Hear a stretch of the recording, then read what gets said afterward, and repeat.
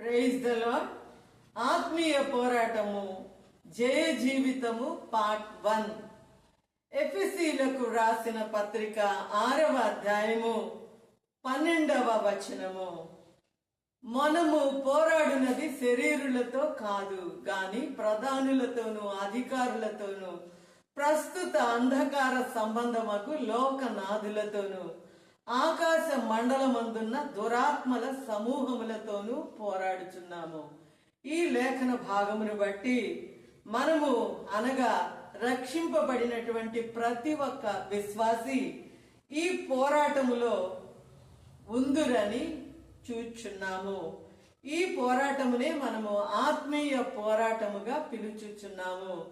ఇది మరి పోరాటం కలిగి ఉన్న ఈ చీకటి శక్తులను మనము ప్రత్యక్షముగా చూడలేము కనుక దీన్ని ఆత్మీయ పోరాటముగా పిలుచుకొనుచున్నాము.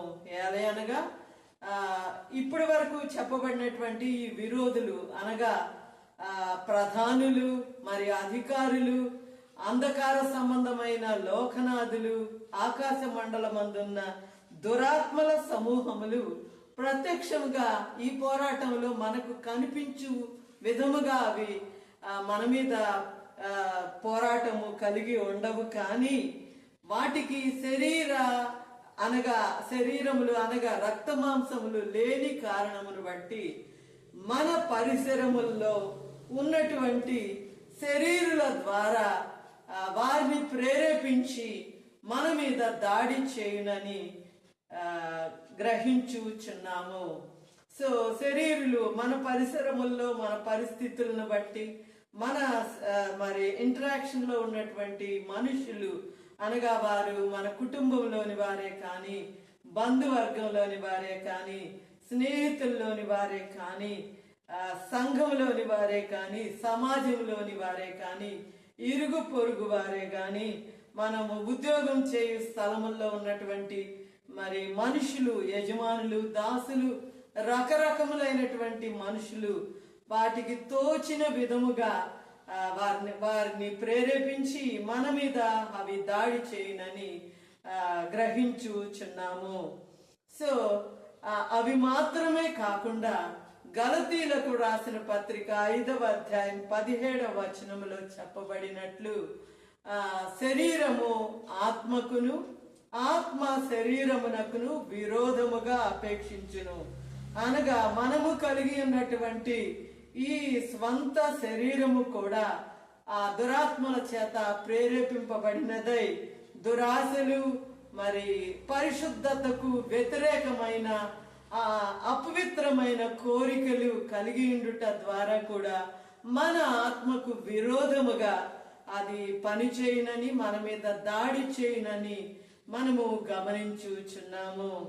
సో ఈ ఆత్మీయ పోరాటం యొక్క ప్రారంభమును మనము పరిశీలించినప్పుడు ఇప్పటి వరకు మనకు ప్రత్యక్షపరచబడిన ప్రభువు అనుగ్రహించిన ఆ లేఖన భాగములను జ్ఞానమును బట్టి పరిశీలించినప్పుడు ప్రకటన గ్రంథం 12వ అధ్యాయము 3వ వచనములో 3 నుండి 5 వచనములు మనం పరిశీలించినప్పుడు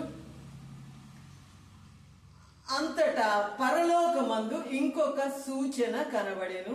ఇదిగో ఎర్రని మహాఘట సర్పము, దానికి 7 తలలను 10 కొమ్ములను ఉండెను. దాని తలల మీద 7 కిరీటములుండెను. దాని తోక ఆకాశ నక్షత్రములలో 3వ భాగమును ఈడ్చి వాటిని భూమి మీద పడవేసెను. సమస్త జనములను ఇనుప దండముతో ఏలనయ్యున్న ఒక మగ శిశువును ఆమె కనగా, ఆమె శిశువు దేవుని యొద్దకును ఆయన సింహాసనమునొద్దకును కొనిపోబడెను. ఇక్కడ ప్రస్తావించబడినటువంటి సమస్త జనములను ఇనుప దండముతో ఏలనయున్న మగ శిశువు మనము సేవించుచున్నటువంటి మన విమోచకుడైనటువంటి రాజులకు రాజు, ప్రభువులకు ప్రభువు, మరణము యొక్కయు పాతాళము లోకము యొక్కయు తాళపు చెవులు కలిగినటువంటి సర్వాధికారి అయిన ప్రభు అయిన యేసుక్రీస్తు వారిగా మనము గుర్తించుచున్నాము. మరియు ప్రకటన గ్రంథము 12వ అధ్యాయము 7 నుండి 9 వచనములు. అంతటా పరలోకమందు యుద్ధము జరిగెను.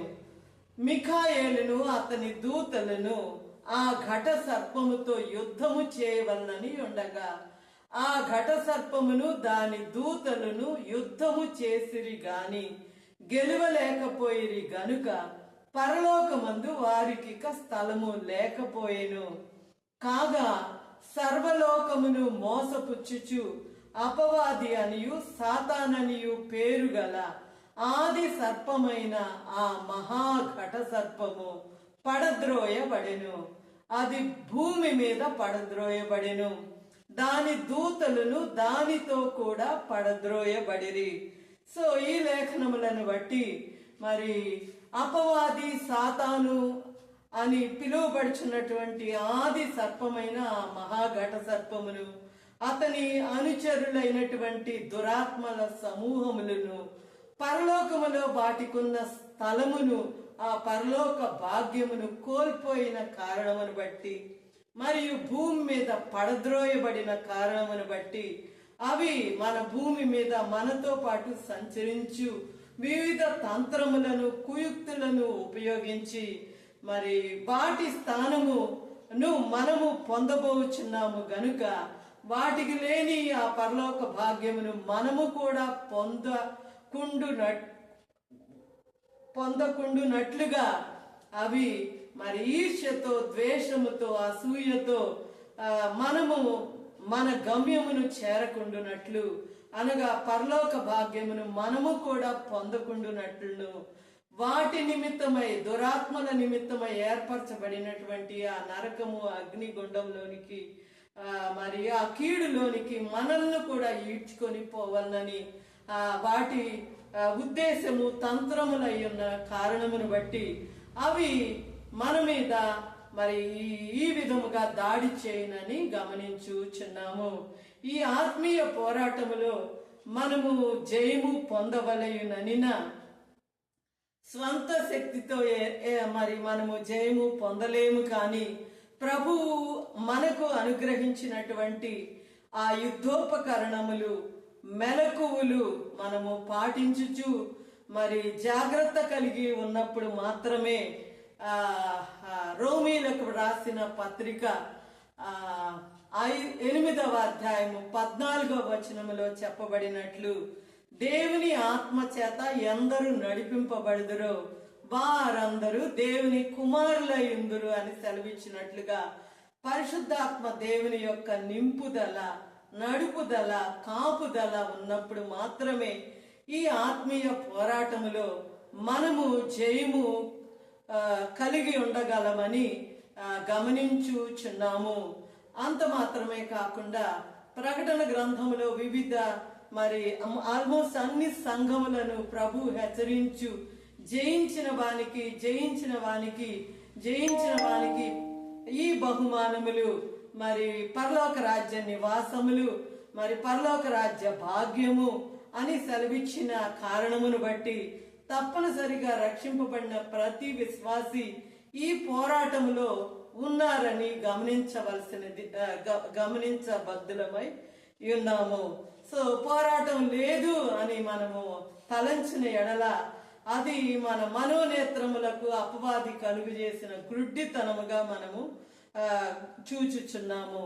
సో ఈ ఆత్మీయ పోరాటములో జయము పొందవలెనన్న తప్పనిసరిగా మరి ప్రభు ఇచ్చినటువంటి యుద్ధోపకరణములు ఆ వాక్యం అనేటువంటి ఆ ఖడ్గము మరి అవన్నీ ధరించిన వారమై మెలకు కలిగి అపవాది గర్జించు సింహం వలె ఎవరిని మృంగుదునా అనగా తనతో పాటు నరకమునకు ఎవరిని తీసుకు వెళ్ళుదునా అని అతడు తిరుగులాడుచున్నాడు, ఈ భూమి మీద తిరుగులాడుచున్నాడు. కనుక జాగరూకులమై ప్రభు ఇచ్చినటువంటి మరి ఆ సూచనలన్నిటినీ కూడా మనము లక్ష్య పెట్టిన వారమై ఈ ఆత్మీయ పోరాటములో జయము పొందుకొందుము గాక. హల్లెలూయా, ఆమేన్.